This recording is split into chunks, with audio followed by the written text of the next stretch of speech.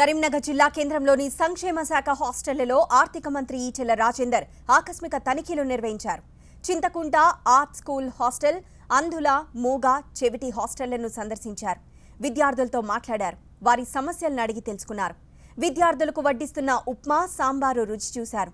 హాస్టళ్లలో అక్రమాలకు పాల్పడితే PD act కింద కేసులు నమోదు చేస్తామని హెచ్చరించారు మంత్రి ఈటెల రాజేందర్.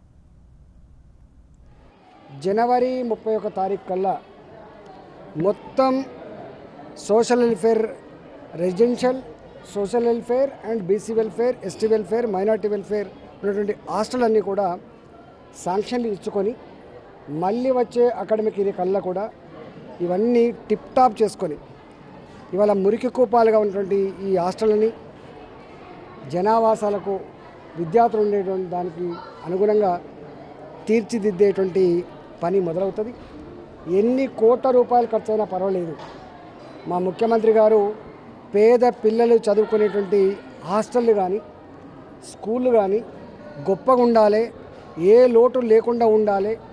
ఆ హాస్టల్కి వచ్చిన పిల్లగాళ్ళు మళ్ళీ ఇంటికి పోవాలనే వాతావరణం కూడా ఉండద్దు. ఇవాళ 3వ తరగతి నుంచి మొదలుపెట్టి పీజీ వరకు కూడా గొప్పగా చదివించాలనేటువంటి ఒక సంకల్పం ఏతుందో దాన్ని ఇలా అమలు చేయబోతా ఉన్నాం.